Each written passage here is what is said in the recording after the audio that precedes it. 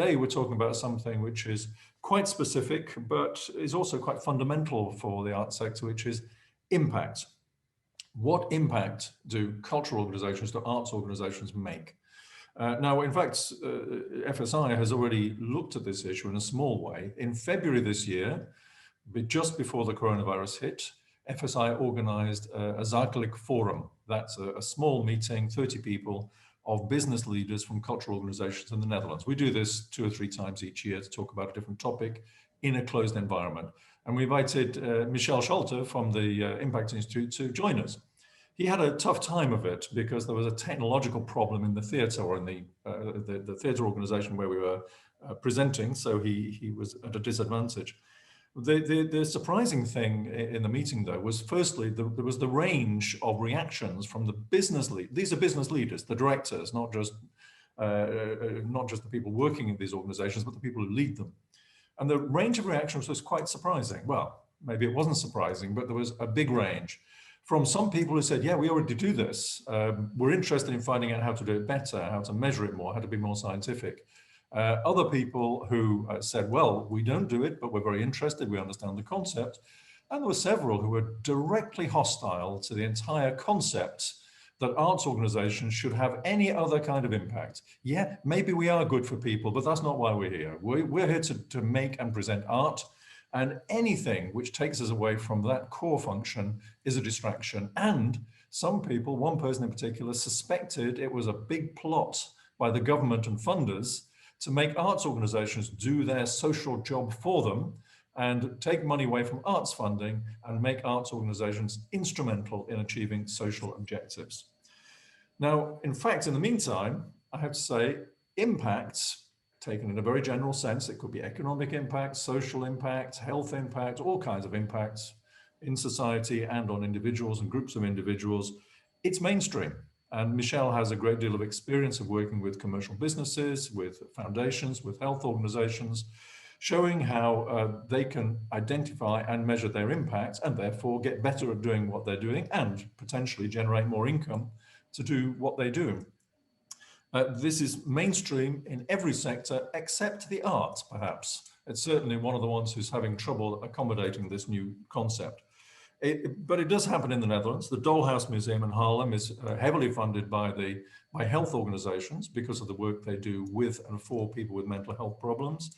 FSI has been working recently with a very small organization, growing organization, which has professional musicians playing music to people in the intensive care units of hospitals around the Netherlands.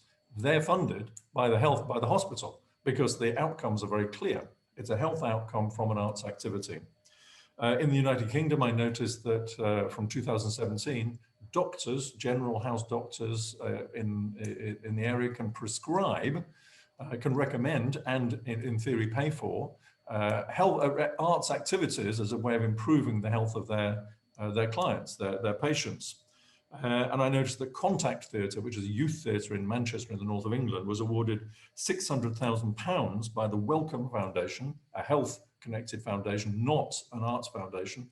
Contact Theatre was awarded £600,000 to research the effect of arts participation and attendance on young people.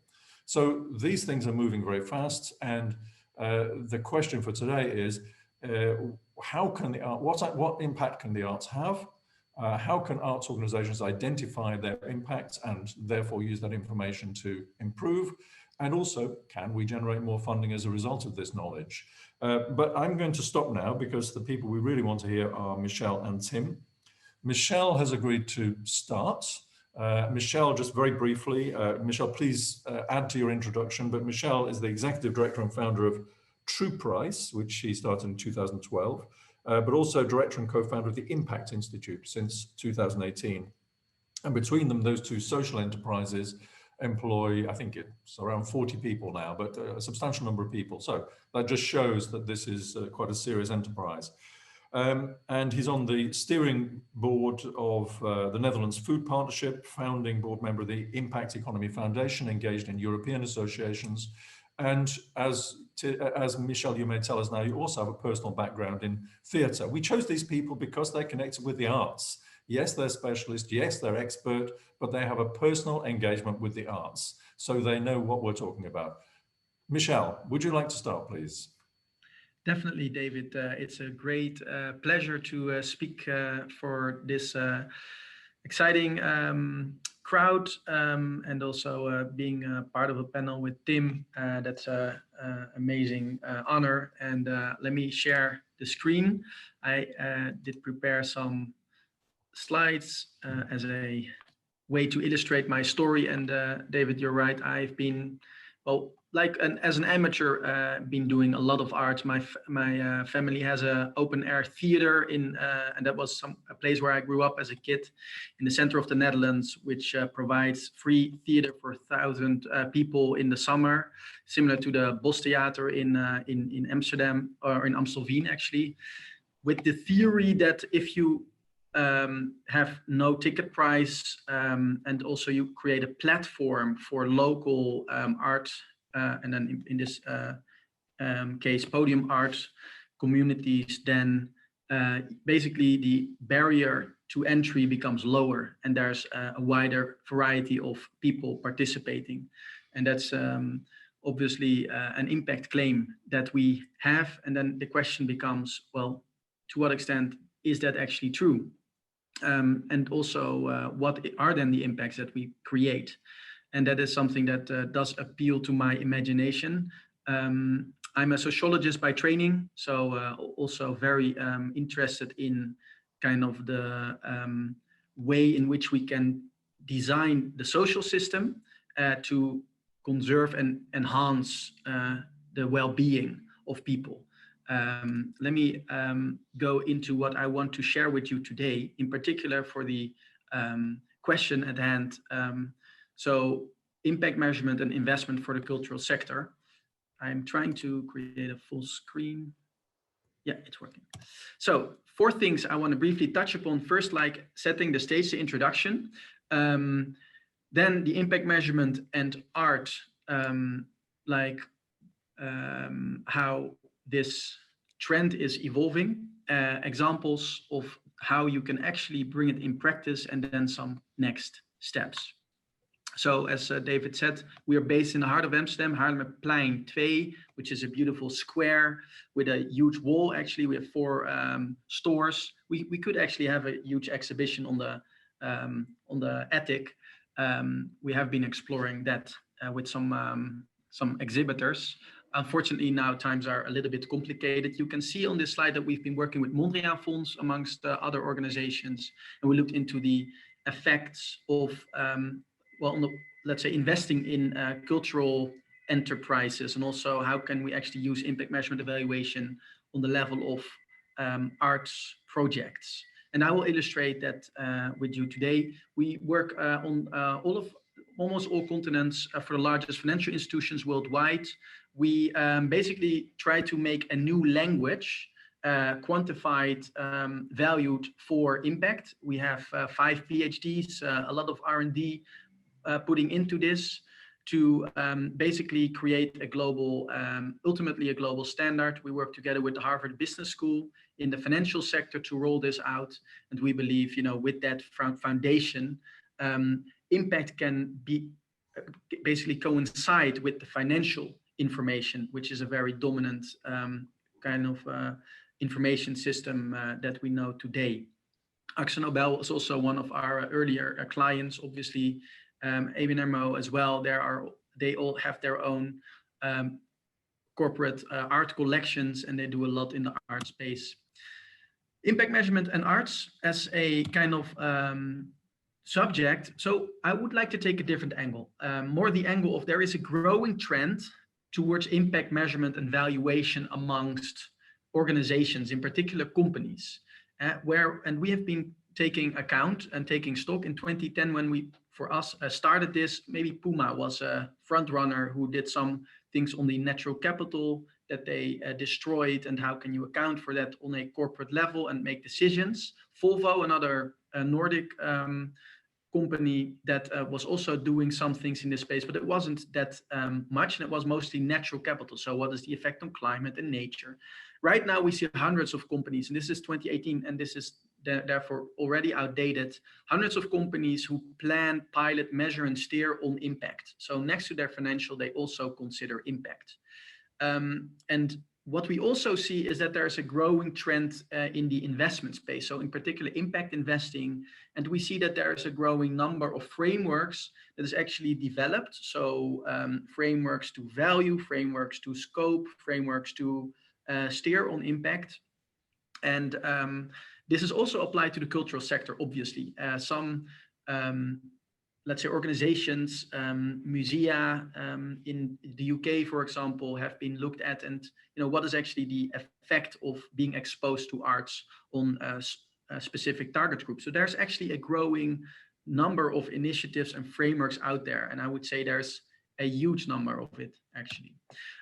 What do these frameworks have in common? And we try to kind of cluster the kind of frameworks and come up with some sort of overarching logic. And what we say basically is that there is kind of 6 types of capital that you can differentiate when you have an activity or an investment or an organization in relation to society. It's not just the financial that you see here in gray capital that is created or that we are depending on, but it's also the social capital, which is all the effects of an organization on the group of people, groups of people, human on the far right, individuals that are exposed to these activities. In the case of visiting a museum or attending an exhibition, an individual is enhanced. Or in the case of Tim, if you participate in a dance project, then your health as an individual seems to rise, depending on how it's designed, obviously, but still there is human capital created. We have intellectual capital, that is intellectual property that can be registered, for example, data, well, that is also affected, obviously, by organizational activities. And finally, manufactured capital. We also have natural capital, by the way, which is actually relevant. And there are some landscape artists that actually also create all sorts of natural capital benefits. Manufactured capital is, let's say, the stock of products. And in the case of art, an art piece or a statue, that's actually manufactured capital that you can actually account for. And we basically see that in the traditional way of accounting for a value and steering on value, all of these things are intuitively considered important, but we don't systematically measure value and integrate it into decision making. And that's something that we try to pursue.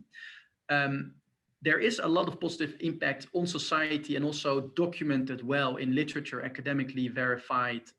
For example, attendance at cultural events has been shown to be highly beneficial to the well-being of attendees. Participation in dance activities has very positive effects on older people and people with physical disabilities.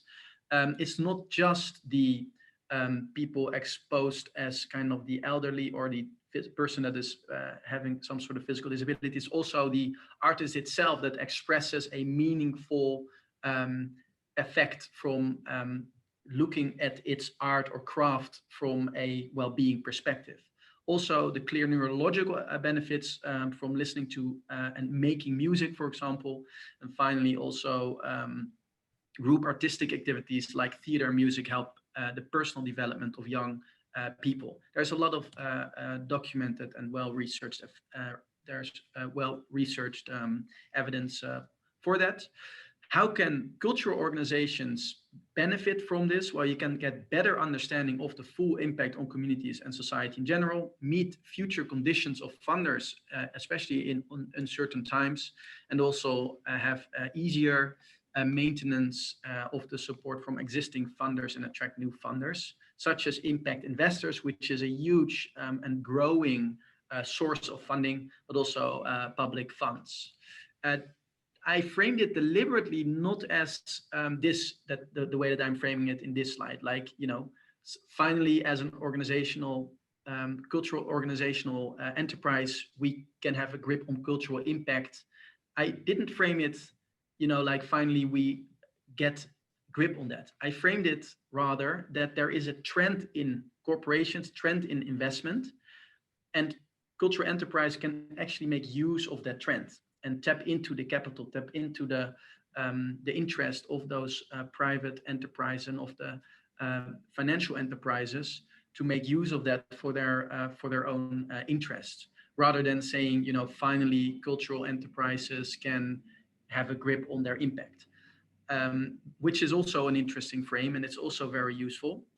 But I don't think, especially participants in this meeting, that is probably the thing that trickles their attention, because you must all be aware that using impact information can turn impact claims to impact evidence through, expressing your positive impact, quantification and valuation, and make it much harder, the information much harder and much more intuitive.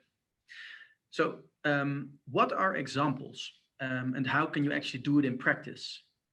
I want to just briefly highlight this. It's based on work that we've been doing with efesai in the past, and also with Mondrian Fonds.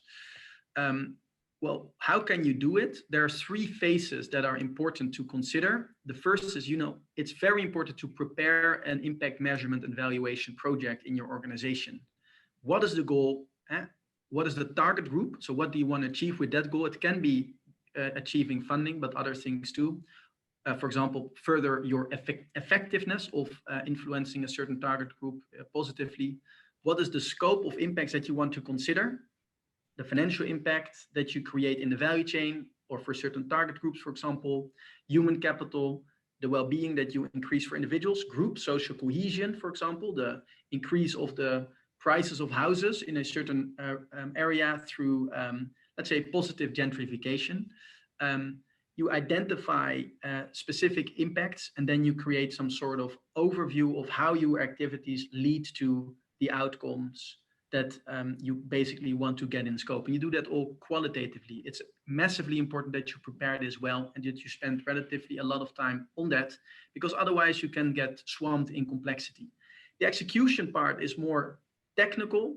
You have to collect the data, obviously, do calculations, value, and attribute. An attribute that is really about whether it is something that you created, or whether someone in the value chain of the value that was created should actually attribute that impact to him or herself. And finally, the interpretation phase, and that is more kind of, okay, we have this information about our impact. What is it? Well, make sense of it. What does it mean? Is it actually correct? And also turn it into a message that aligns with the initial goal that you had in mind.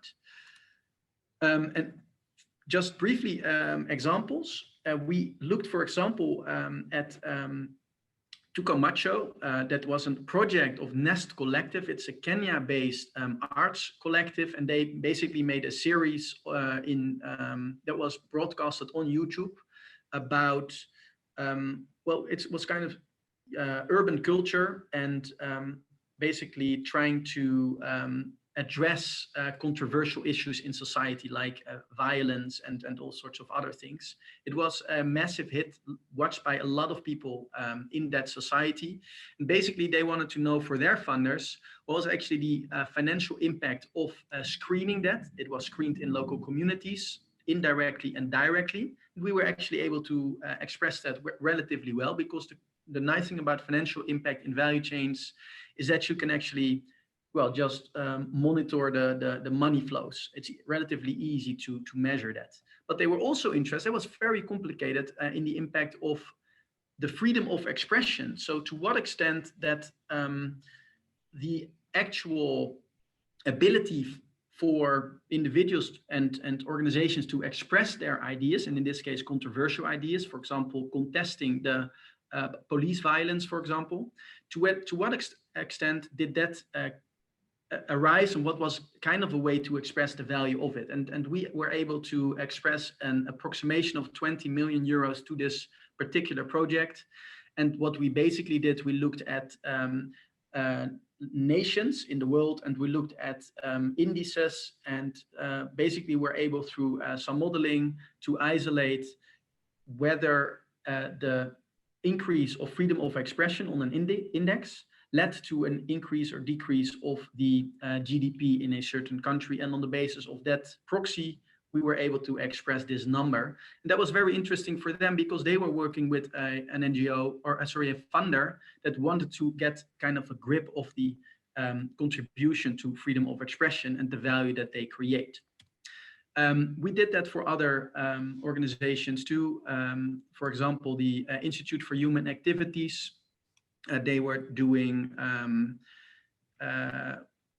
different interventions. In this case, they have basically, this is Renzo Martens, a very renowned Dutch and also international artist.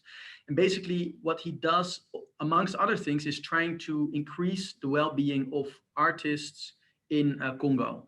And basically what he says is, if we, instead of letting them cultivate cocoa, we make them art, let's say, create sculptures of cocoa, and we bring that into very renowned galleries in New York, for example, we in a way give them a huge increase in financial revenue.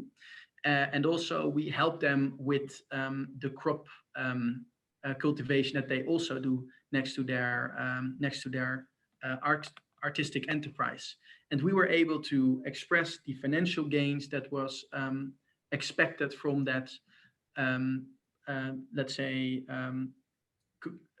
cultural intervention, which was one of the things. Obviously, we didn't kind of say this is everything that arises, but this was a relevant thing to look at, because he actually also made the claim that he increases the income of these participants.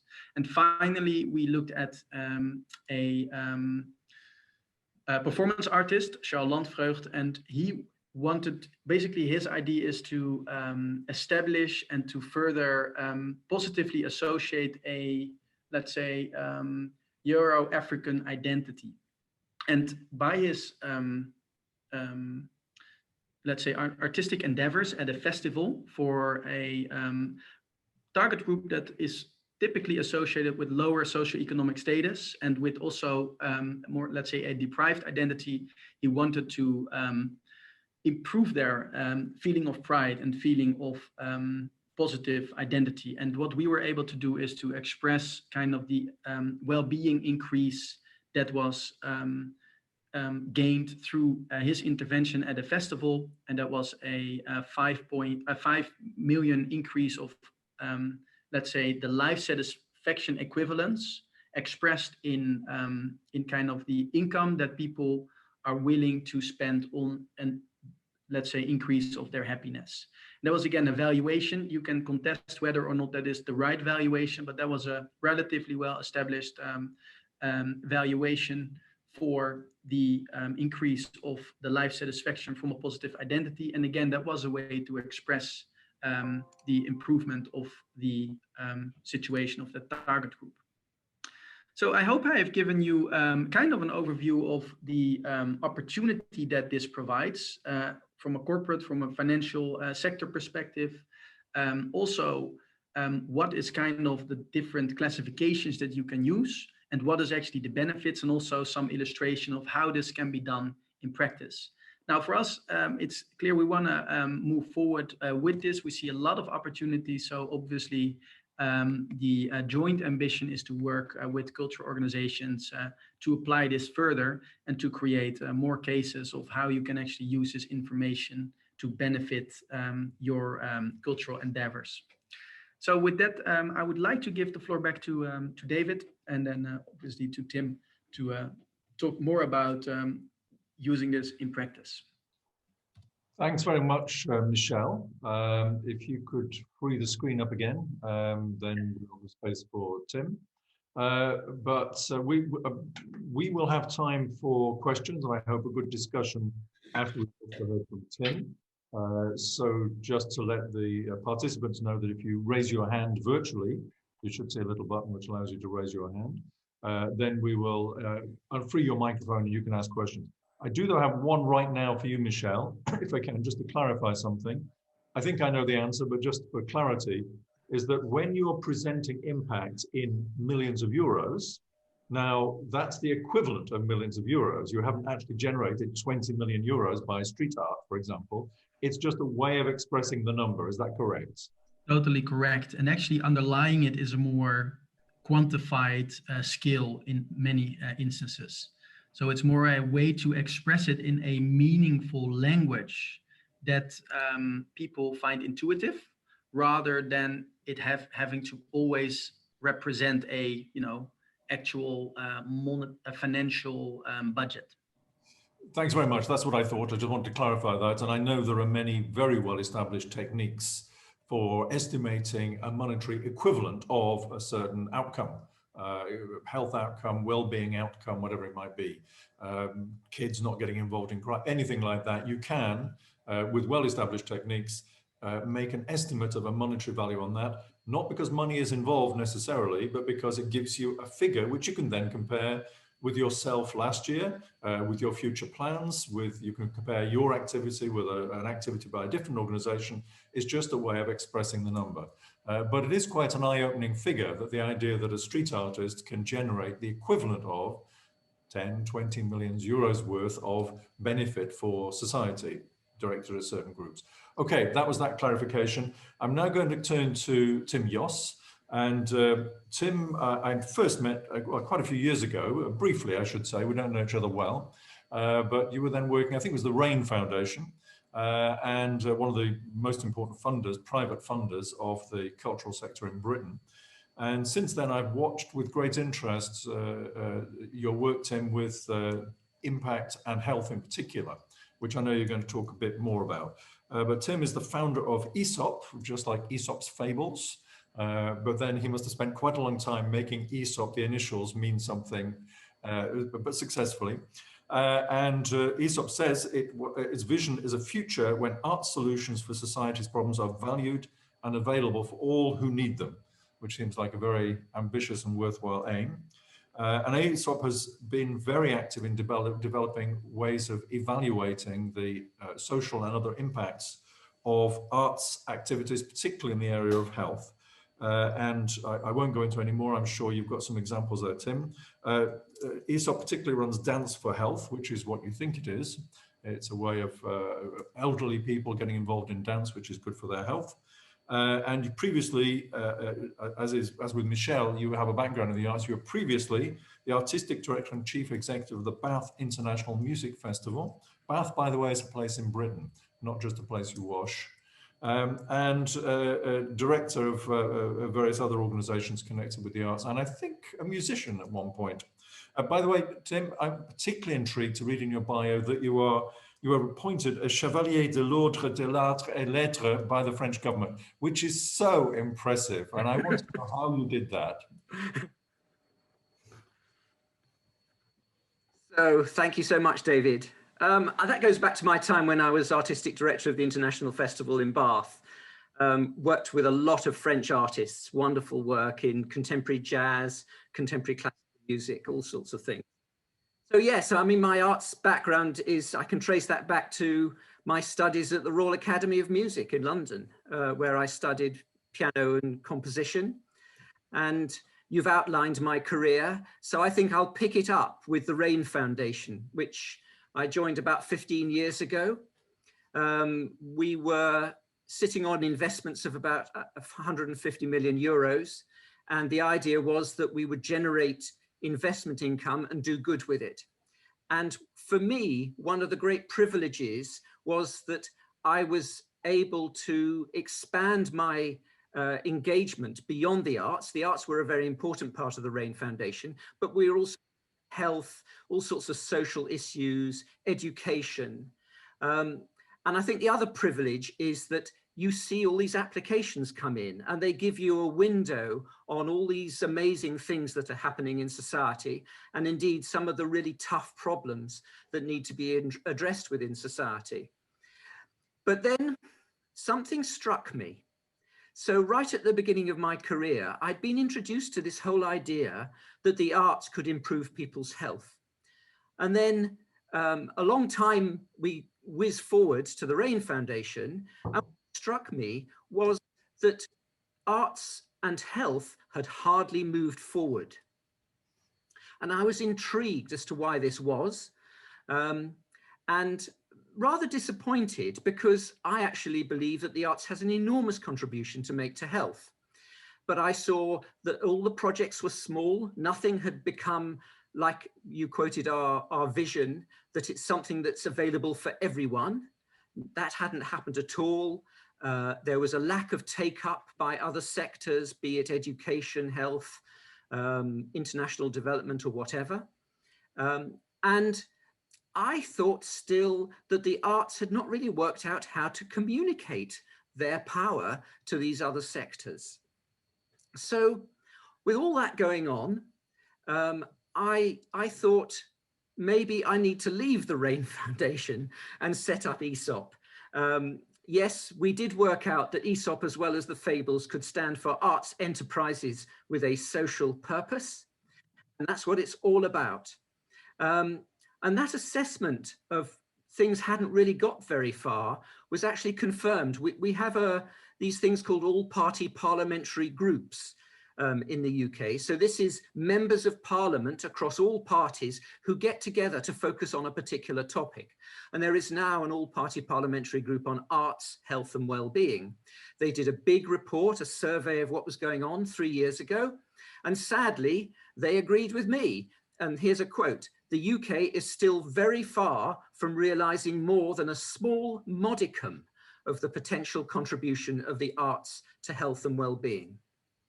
So I left the comfort of the RAIN Foundation. I set up ESOP, and we're now, we're about 10 employees, and we have developed a whole range of work.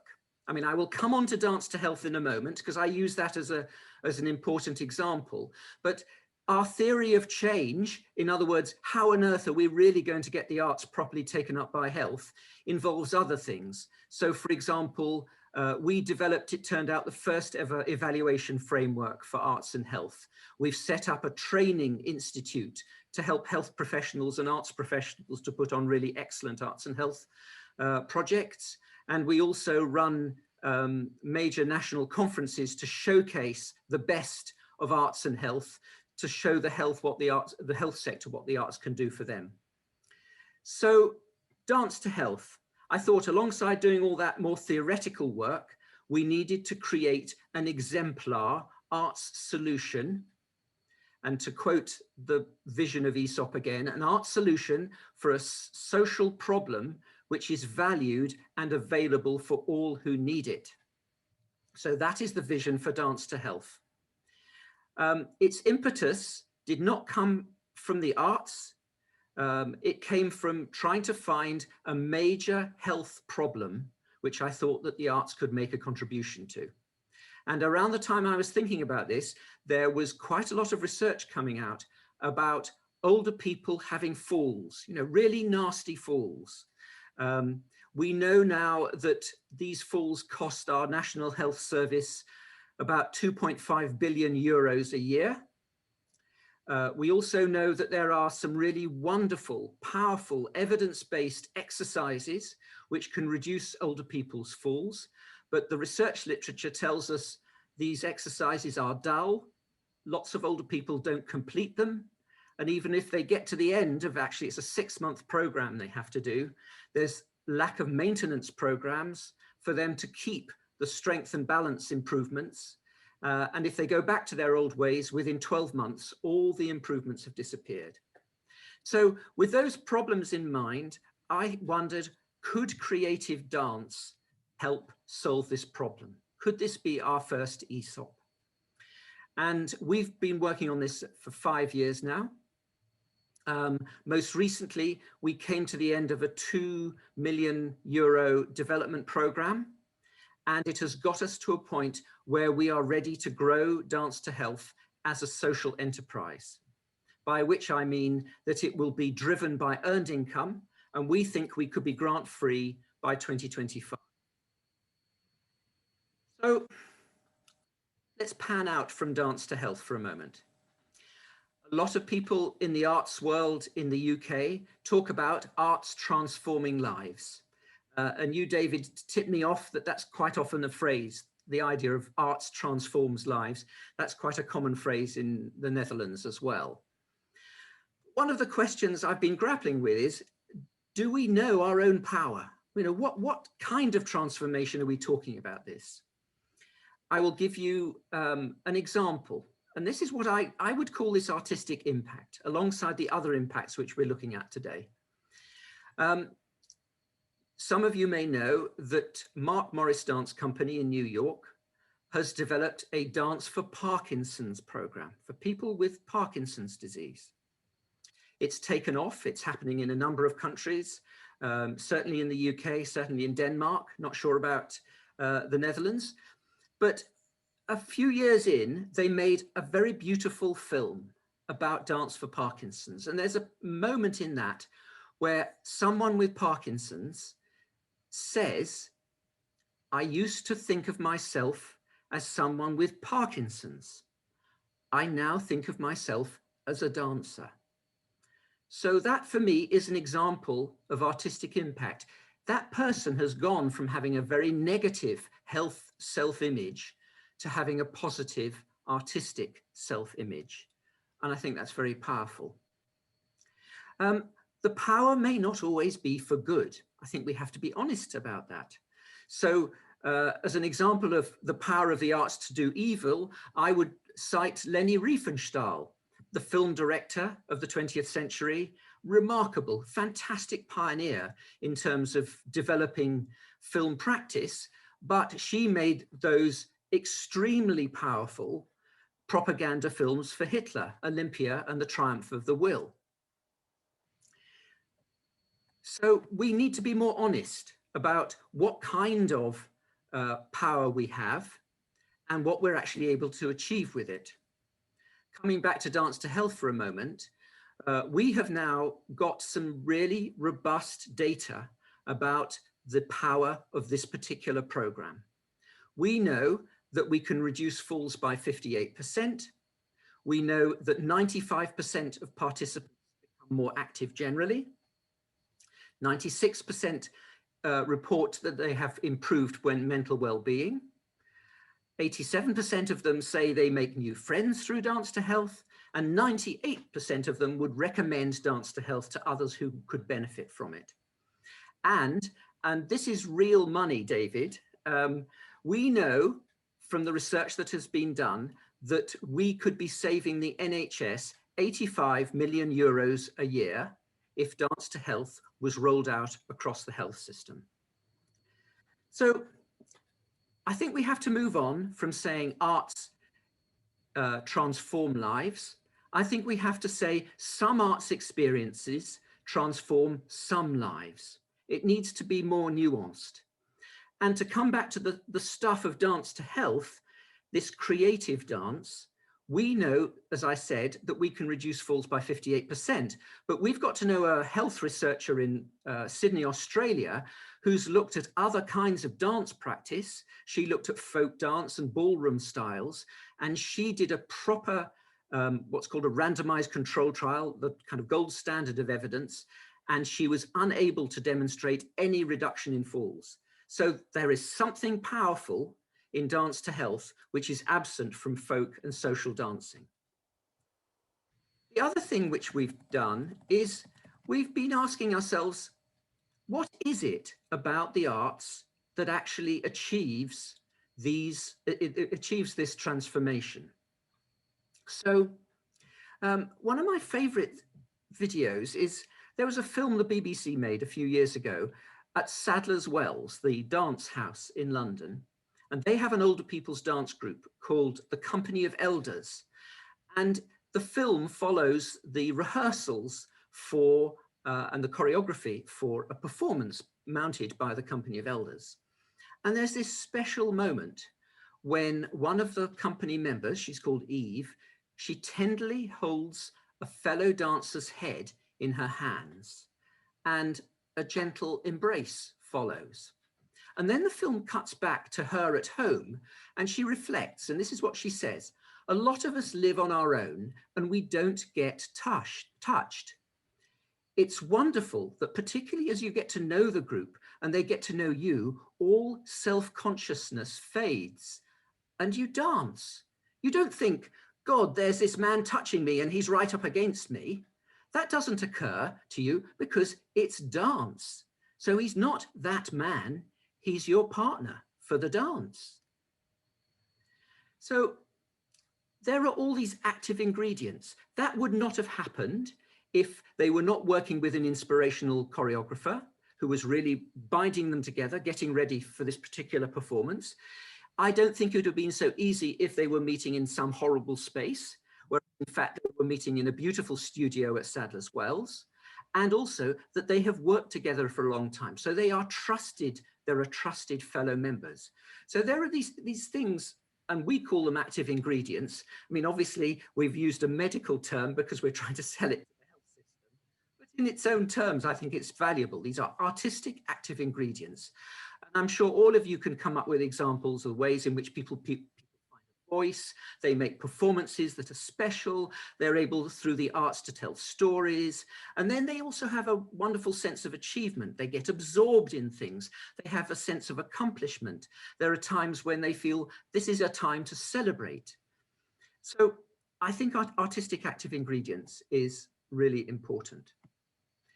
Now, one other area I wanted to touch on. So I think one of the reasons why the arts has not broken through with health in the UK is what David touched on about, I mean, the word we use, and you used it, David, was instrumental, the whole thing of instrumentalism. So what I pick up is that a lot of people in the arts think that there is a continuum between artistic freedom, if you think artistic freedom on the far left and wider impact on the far right, and the more you travel towards trying to achieve impact, the more compromised you are in terms of your artistic freedom, your ability to be an artist. There's a fear of being sucked into a large bureaucracy. There's a fear of not being understood as an artist, and maybe even thought of just kind of a replacement worker for a health worker. This instrumentalism is a major issue. And I'm going to share a slide now, which will, I hope, explain this a bit.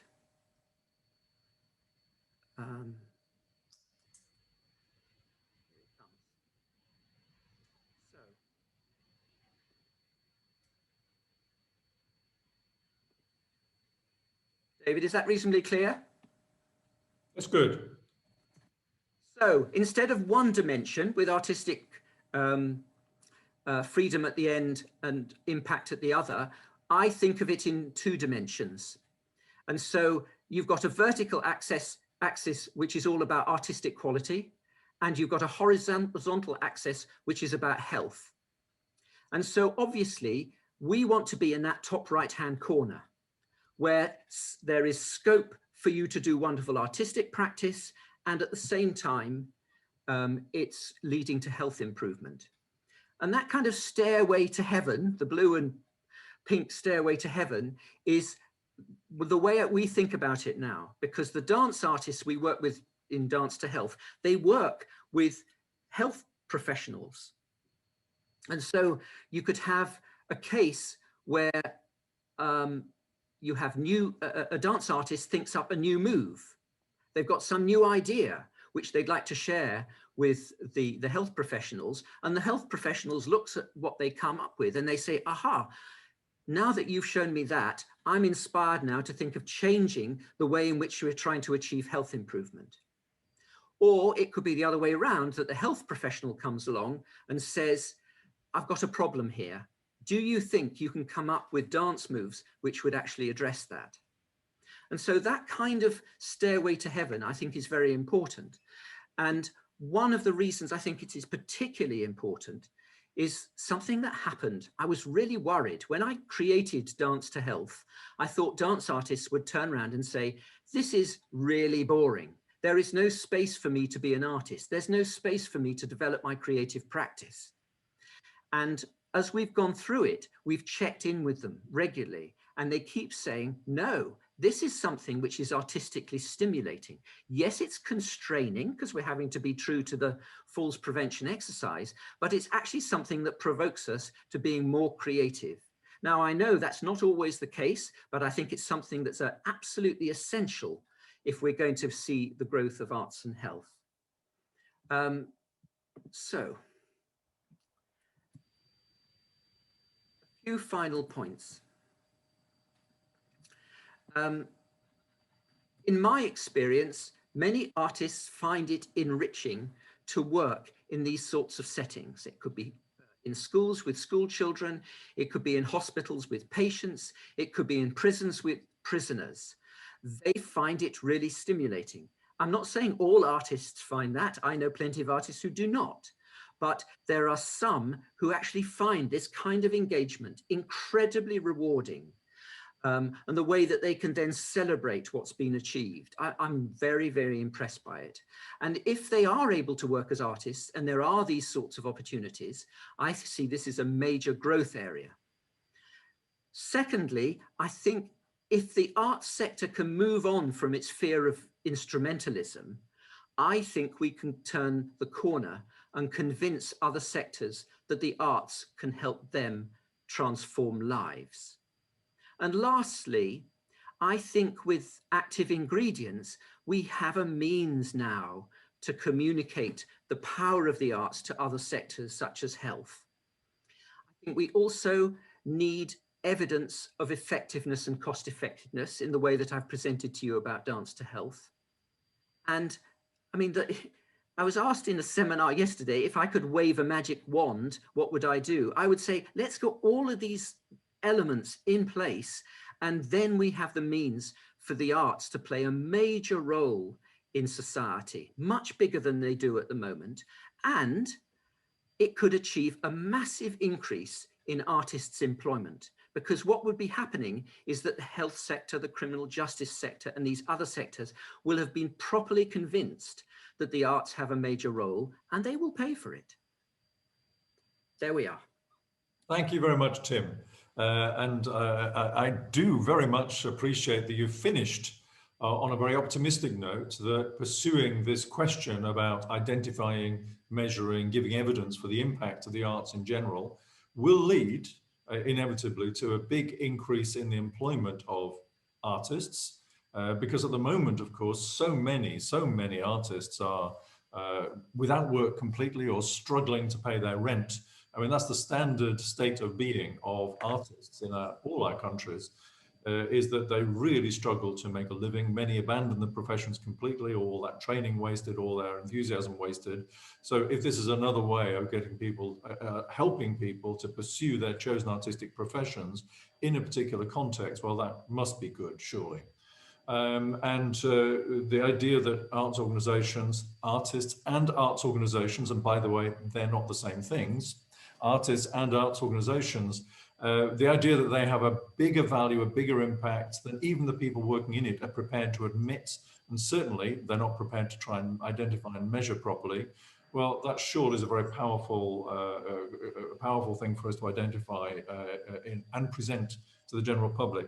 I had one question for you, Tim, before we throw the floor open to questions generally, and that is, now the Arts Council in England, I should say, not the other arts councils in the different parts of the United Kingdom, I believe tried to introduce a few years ago a condition for funding based on measurements of the effect of artistic activities on the audiences, that is simply attending, not participating, but attending.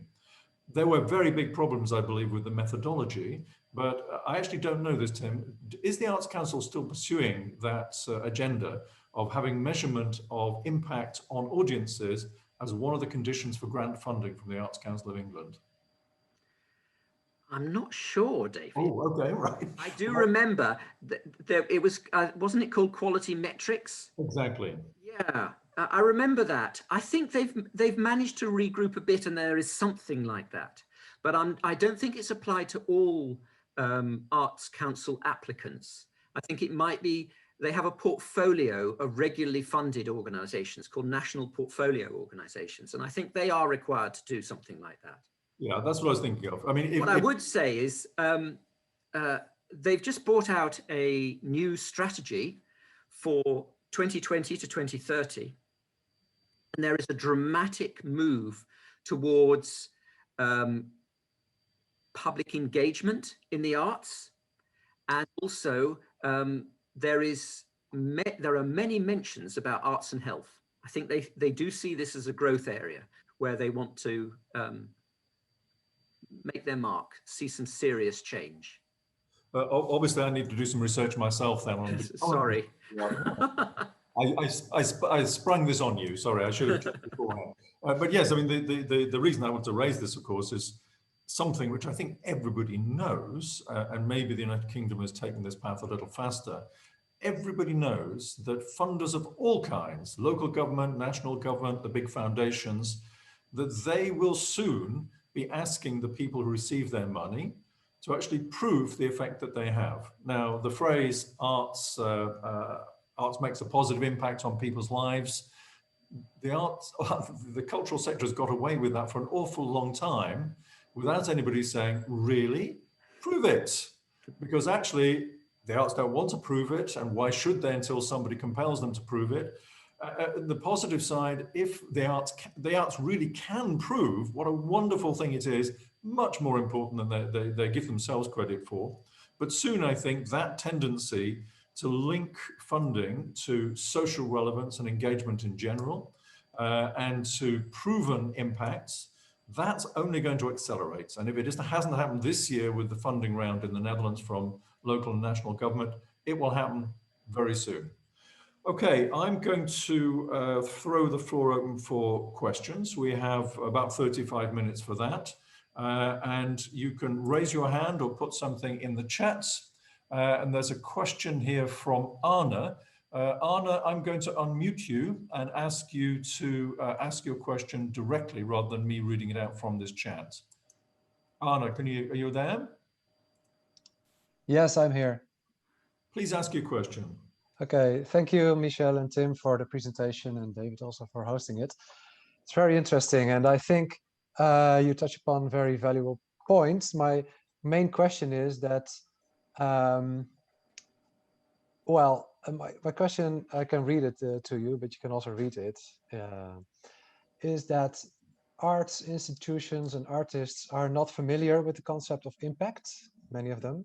It's quite abstract and vague. And the risk is there that you do it only for the funders, or only like providing figures and like the evidence based on that the funders or the investors want them, and not because it's an intrinsic motivation to do so. So how is it possible to overcome that, and how, if yes? Thank you. That's a great point, and indeed a risk that you just do it for ticking the box almost, and that you don't do it for other reasons. And I think it's good to differentiate, on the one hand, the application of impact information. And I think there's a variety of applications. Indeed, we did stress a lot the application of acquiring or retaining funding. And that is, I think, also to make the case that this is actually an opportunity. But there's more than just that type of application. I think you can broadly differentiate more kind of external applications, including mobilizing funding, reporting, communication, and also, for example, engaging your target group, or like some sort of almost democratic, let's say, need to involve your target groups in what you have been doing. And I think impact information can be used for that too. So there's a variety of external applications and internal applications that are things that are related to decision making. So strategy development, the choice of a medium. Tim, you have, I think, very well stressed that there are ways in which you can even make maybe the social fabric, for example. You can very much destroy social fabric with arts, right? And perhaps that can be the intention of an artist, and that has a role to play, but it doesn't lead to the addition of social cohesion and the increase of well-being. Perhaps in the design, before you even communicate, you want to have a clear appraisal of different design options through impact kind of estimates. And then you kind of, in your internal decision making, create the optimal arts intervention, so to say. So I agree, there's more than that, and I think it's good to stress the variety of applications. That's the kind of the second dimension. Next to application is also, I would say, the capacity building. You know, I think indeed you're pointing out, Arne, that there is perhaps a illiteracy of impact. We call it the impact illiteracy. And there's a strong intuition about it. Also, David, you sketched this meeting that we had. People have very strong intuitions about impact. And Tim, you're constantly kind of not necessarily disclaiming, but you're saying like, yeah, there's this direct association with instrumentalism, and that is bad. People are very strong in their intuitions, but actually the vocabulary is very limited. Proper definitions, proper case history is very limited. So I think indeed there is a need to build that capacity, and then it is more than just ticking the box. It's something that people can live. It's something that people can intrinsically use in their practice. Tim, did you want to say something to that yes, question? a couple of thoughts. There's a danger when you're needing money. I'm talking arts organizations. When you're needing money, there's a danger.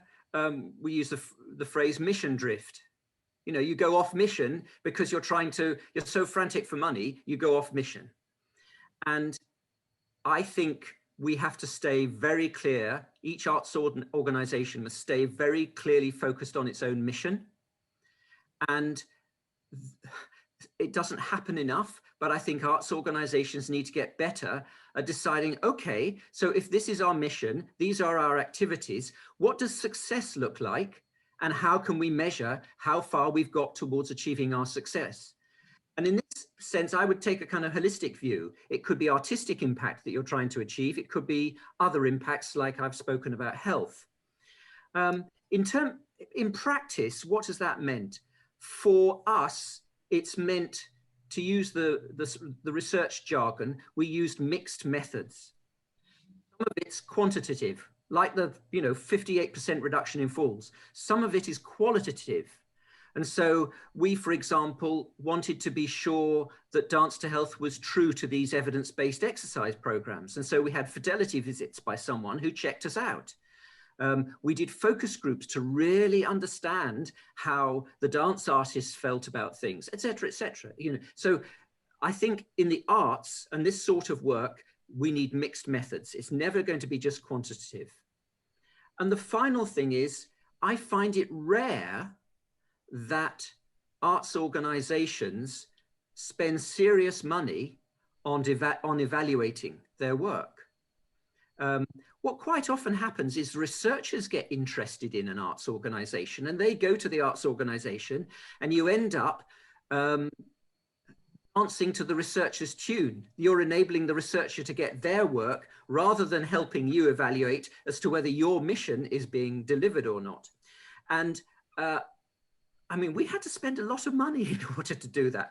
All those results, that cost us about 100,000 euros over 2.5 years. But we got there. And so I think the whole idea of maybe we need to convince funders about this, to go back to Arne's question right at the heart of it, is this kind of evaluation costs, and we need to factor it in. And the more serious we get in terms of becoming a universal service, like my vision for these arts enterprises with a social purpose, the more costly it will become. I mean, the cost of doing randomized control trials is considerable. But Michel, one of your important points was about attribution, finding out whether you are the bit of the jigsaw or the bit of the activity which is making the difference. We could have a workshop in a school by an artist, and actually it wasn't thanks to the artist, it was thanks to the magnificent teacher. We don't know, but you have to work on attribution in order to find that sort of thing out. Thanks very much. One example, by the way, which I will share with all participants after this seminar, one very good example of a cultural organization setting out to measure its impact without being an impact-driven organization. It's very much an art-driven organization, is the Turner Contemporary Art Gallery, which is in Margate? Yes, anyway, Margate, yeah. Margate, yes, in Kent. A relatively new modern art museum. They every year produce a social impact report, which they pay for. And it looks at all the kinds of impacts they have on their community and their visitors. And they simply have that cost built into their annual budget. So Turner Contemporary Art Museum, I'll share a link to the last report I've seen of theirs. I'm sure there are many other examples of arts organizations, cultural organizations which do that, but that's a particularly good one, a nicely designed report as well. Okay, more questions. The floor's open. Raise your hand, put something in the Q&A. I mean, it's not like being in a real conference hall. Nobody can see you if you want to ask a question. You can be very anonymous, so ask whatever you like. We're here for you. I have a question if whilst you're summoning up your courage. I can't remember which of you, Tim or Michelle, you used a phrase which actually, I have to be honest, I've only quite recently come to understand properly. And that phrase is theory of change.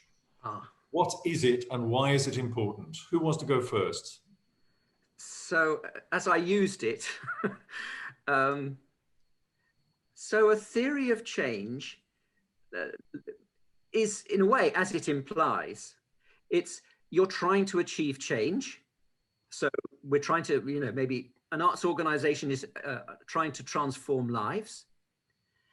And you have to work out a journey where you would achieve your objectives and how you would get there.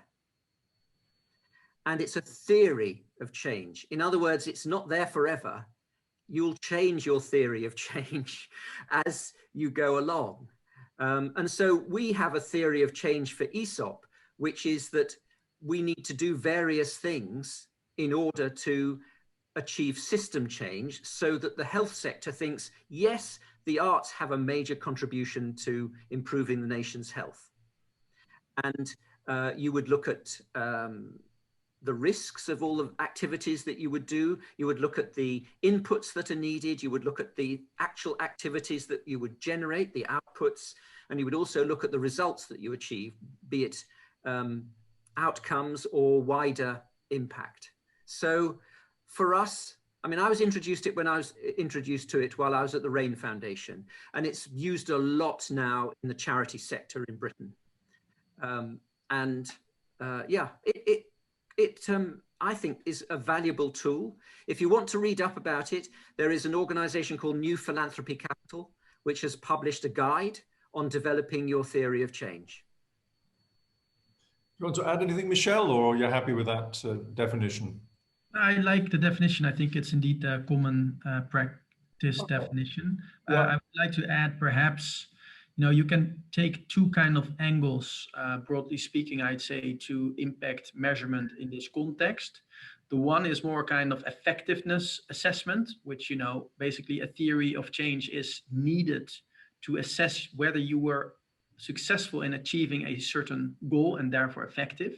So it's kind of, explicitly laying out what is the effect you try to achieve and evaluating whether you achieve that. That's kind of one thing, and that's a theory of change kind of way of thinking.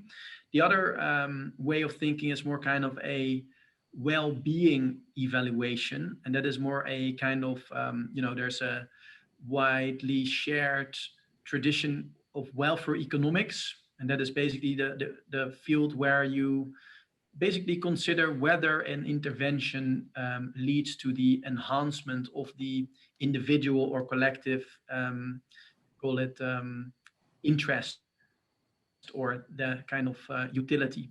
And that is more kind of, well, you can consider that more,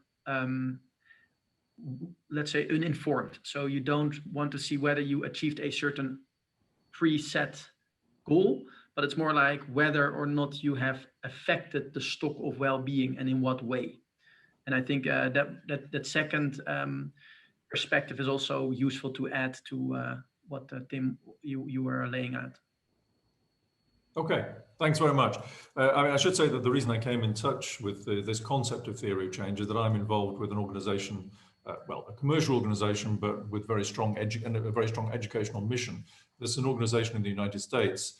And I found that this organization was being asked by every potential funder and every potential commercial investor, because it will be a profit-making company, all of them, including some very big corporations, including some powerful private investors, all of them wanted to see the theory of change of this organization, which is part of the process of measuring the impact that this organization wishes, which in this case is educational. And I was surprised and impressed that so many completely commercial organizations were familiar with the idea and actually really wanted to see evidence of the non-financial impact of this organization. Again, it's only a question of time before this becomes commonplace when you're making an application for funds, whether it's from public funds or private funds or possibly a private investor. We have no other questions just now, so I'm going to carry on this theme because here's going to be a big question for many cultural organizations. Okay, well, yes, maybe we do have an impact outside the direct artistic work we do or alongside the direct artistic work we do. Sure, we can measure it, but how does this help us generate more funds? How can we get to the impact funders or impact investors if people are going to put money into a project against the intended objectives? How can these cultural organizations get in touch with potential new funds? Who wants to go first? So yeah, maybe Jim, if you want to answer this specific question, I have like another point that I wanted to bring in.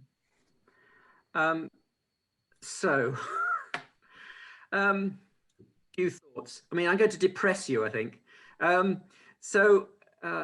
Innovations in health and, you know, the arts, as far as the health system are concerned, they are innovations. They take a very long time to get into health. There was a paper that came out in 2011 in a health, proper research journal, health journal, and they concluded on average it takes 17 years. So we've been going 5, and we'll see. But I mean, this is where I think I want to make a distinction between projects, because, you know, different parts of the health system in different parts of the country may want to work with local arts organizations, and it may just be a project, a time-limited thing. You know, it could be maybe that a hospital decides it would like to commission a sculpture as a part, you know, public art in their hospital. You know, that's time-limited. That's absolutely fine. Those sorts of things quite often are paid for by the health system, although I would say normally it's by health charities that are linked to hospitals. We're trying to do something much longer term, which is to actually create something which will be paid for by the health system and available to everybody. And I have no illusions. It is very complex to do this. I have had to become, if you like, bilingual in art speak and health speak. We've had to build up major networks in the health system. We've had to understand procurement by the health system. You know, this is not for the faint-hearted, but the reward is that we would generate enormous employment for the arts sector. I mean, we worked out that we put in about just over €500,000 into the dance sector in 2 years, and we were only funded by the arts sector to the tune of about, I don't know, less than 100,000. So we were making, you know, a serious contribution.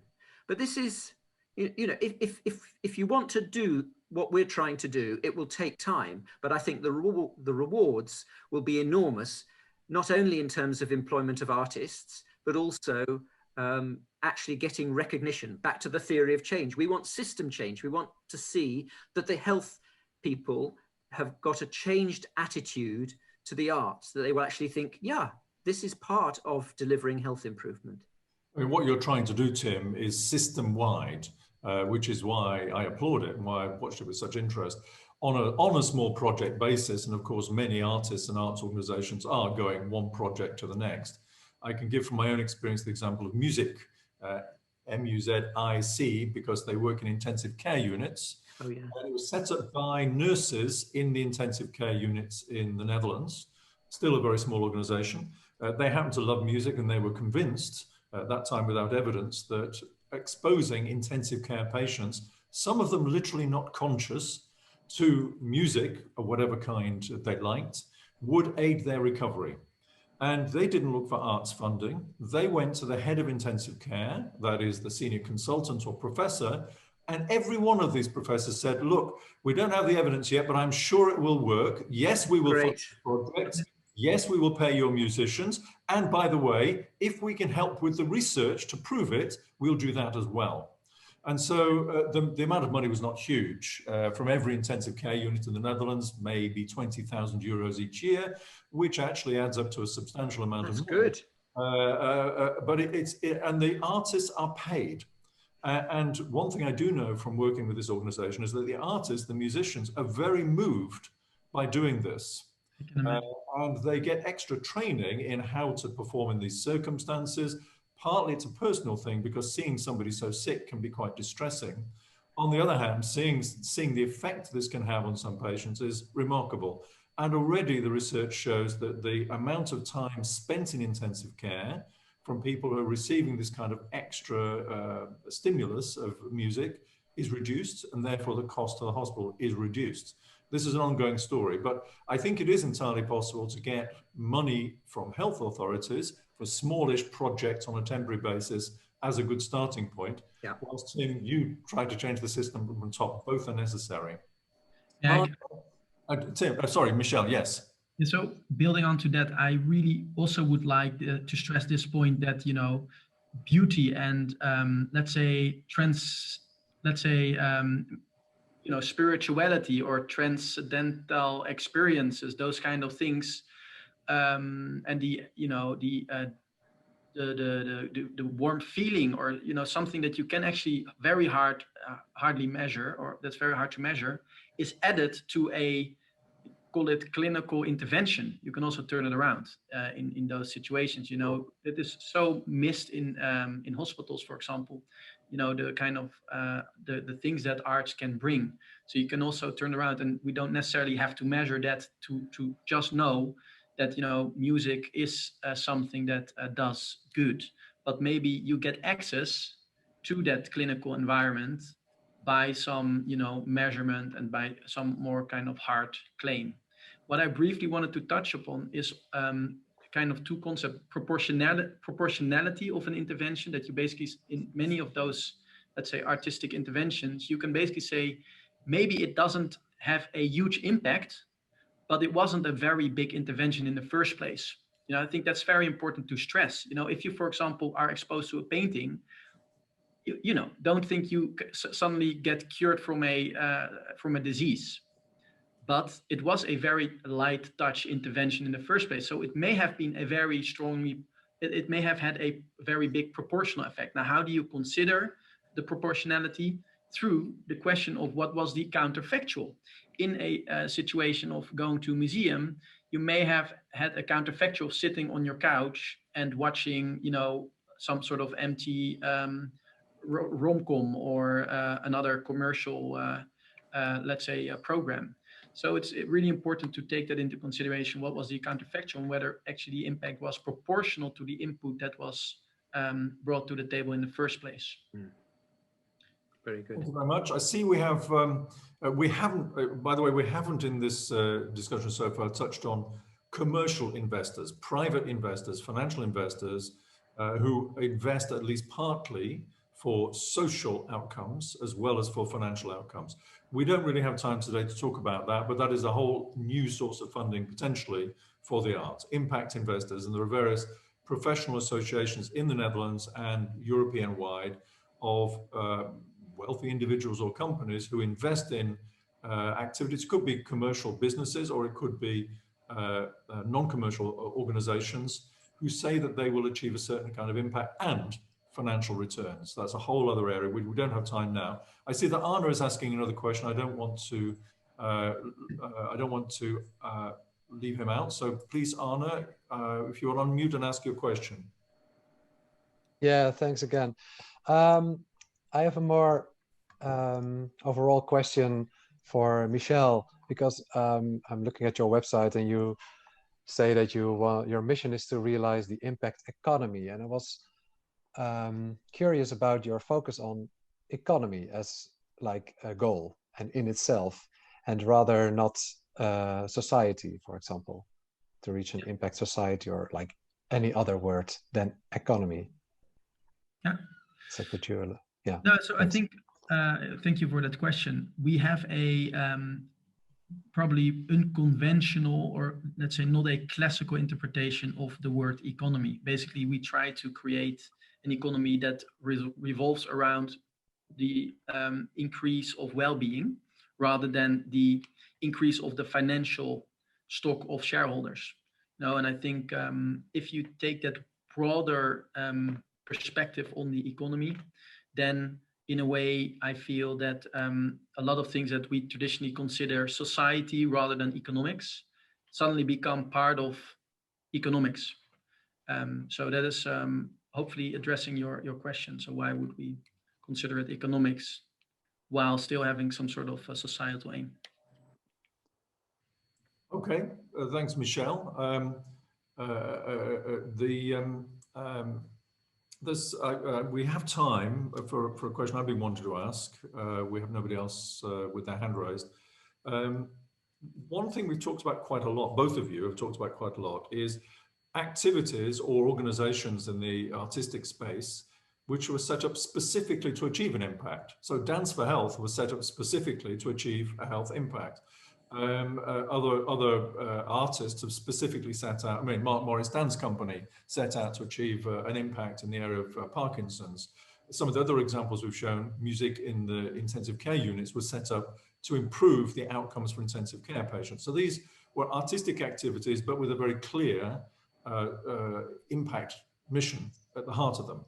Okay, but many arts organizations don't have that as their core activity. They might do a little education work, well, fine, but really they're there to make and present arts. I read a University of Groningen report recently, a very big report. Okay, I read the summary, but I did skim the rest of it as well, which asked the question, even if what you're doing is not intended to have an impact, they could show that the audiences were impacted by that activity. So this is, if you like, an accidental impact. Is that an important area for us to think about? Yeah. Go for it, Michelle. I mean, that's exactly the difference between having a theory of change and having an intended impact, which you kind of deliberately point out, or let's say more a kind of appraisal of the well-being that is created, which is kind of more, you know, what is just a kind of an empirical observation of the activities and then the consequences for societal well-being. I think it's a very useful difference, and it's interesting to consider that. I would like to also point out that even though we often think, you know, there was no impact intended for many of the cultural endeavors that we see, actually, I would say it was in many cases intended, because the expression in itself was also, so the sender of that art, or the, for example, dancer or the painter, or, you know, the group of musicians, it was actually their intention to fulfill their kind of, to have a meaningful life, or to fulfill their passion. And that in itself is also something to consider and to perhaps measure and to, in a way, optimize. And that goes beyond just a meaningful, let's say, the life satisfaction. It's also the financial, for example. And then indeed, you pointed out before, the struggle that many of the artistic entrepreneurs or artists currently face, the under-earning, not being able to have a decent living in many of the cities in which they live. So I think it's interesting to also a little bit consider the fact that expression itself has an intention to express and to have a meaningful form of expression. I think we're in an era of accountability and transparency, and resources, public funds, everybody's funds are under enormous pressure. And so I think we need to find a way in which arts organizations with no specific non-arts impact agenda can articulate the power of what they do. And that's why I've developed this thing of the active ingredients, that we actually talk about it in artistic terms, because that can resonate, and also it can become a means of evaluating. You know, have I generated a sense of achievement in the people that we have been working with? I must say a body that was a pioneer in all of this, I think, in the UK, it's called Youth Music, the National Foundation for Youth Music, and they are a funder. Their head of research actually came out with what I think was the first ever artistic outcomes framework for an organization. In other words, not talking about the instrumental, but the intrinsic, actually articulating artistic outcomes. What's an outcome? An outcome is about a change that is achieved. For example, they would talk about skills. You know, I used not to be able to play the piano. I can now play the piano. Artistic outcome, tick. I used not to be interested in salsa music. I am now not only interested in salsa music, I'm able to talk in an authoritative way about salsa music. You know, it's those sorts of things. These are changes. And if we get better at articulating them in the arts sector, I think we'll be able to cope better in, as I say, a society which is calling always for more accountability, more transparency, more evidence of achievement. It's great if it can be wider impact, but let's even get really good at the artistic outcomes first. Yeah, very well said. I think, again, it's like this literacy, you know, being literate about, you know, what is then the change. And you can call it whatever, impact or change or effect on well-being. But indeed, being articulate about this, making it more explicit, I think that is just beneficial. I agree. Yeah. Okay, thanks very much. We're coming towards the end of our session now. Clearly, this is an enormous topic. It won't go away, and we'll be doing more work on this. We know, everybody knows, that even if today artists and arts organizations are focused on pure survival, given the current circumstances, and working within a system which is familiar, which involves mainly application to the big funding bodies, the foundations, the local government, the national government, and making that system work is already tough, by the way. I mean, the number of pieces of paper you have to fill in, or the online forms you have to fill in. So today, I quite understand that the focus of almost everybody in the sector is really quite short term. But we all know, I think, it's crystal clear that the shift towards arts understood as engagement, as that arts should be relevant in a broad sense, that funding may be tied to measurement of certain outcomes, that's coming. So there is, if you like, a big threat, and the forward-thinking artists and arts organizations have to be thinking about the future now, because at the moment when this really happens, let's say in 4 years' time in the next funding round in the Netherlands, if you haven't thought about this by then, it's too late. So people need to start thinking about it now. That's why our whole series is called Beyond Survival. On the positive side, and the positives are enormous, is that if you are able to show the impact you have in various ways, either planned or alongside your general artistic activities, then the number of new partnerships and potential new funding that you could unlock is enormous. And we all want more art, more artists, more employment in the arts sector. And in the end, that's what the whole movement towards impact identification and measurement is about. Now, just to finish on that note, is because this is an area we've been interested in for a while, efesai and the Impact Institute have just created a whole package for the cultural sector, really to make it as easy as possible for the sector to engage with this, because people running cultural organizations, artists, are not specialists in this area. It is a whole new language, is a whole new way of using professional technique for measurement of impact, which Michel now has been doing for years. Tim has become familiar with since he's been engaged with this area. So the Impact Institute and efesai have together created a package for impact measurements and identification within the cultural sector, which will make it possible for any cultural organization to undertake this kind of process in a relatively easy way. We will take the heavy work off them. We're running 2 pilot projects very soon, and the results of that will be known probably in early 2021. And then we'll be explaining to the sector how it's worked, what we found, and offering this service to the whole sector. We hope we'll be working with some of the funders as well, because clearly it's in their interest that their organizations understand this territory. We'll send everybody more information on that. But for the moment, I'm just going to say a particular thank you for Tim and Michelle for sharing their thoughts with us. I also want to recommend to everybody else that the participants that they also look at the next 2 seminars. On the 6th of December, we have a seminar looking at cultural organization engaging with their communities. And we have Atiba Edwards, who's the director of the Children's Museum in Brooklyn, joining us, along with Ernestine Convalius, who's currently the director of the Bijlmer Park Theater in Amsterdam. And then on the 9th of December, we have a postponed session on the role of local government with the cultural sector longer term. So during this crisis and beyond, what will be the new role of local government? And we'll be joined by Renta Zoutman. Renta, I think, is participating today. And Araf Amadali from the City of Amsterdam. And Erica Love, who's in charge of Culture Central in the West Midlands, which is an umbrella organization for cultural organizations there, West Midlands of the UK, I should say. It's an umbrella organization of cultural organizations and local government. And this will be a conversation. What do we think will be the changed role of local government in the future? How can local government help their cultural organizations not just survive, but also plan for the future in a general sense? So 6th of November and, 2nd of December and 9th of December are those next 2 seminars. Otherwise, thank you very much for participating. We're ending exactly at 3:30, so a personal triumph as chair.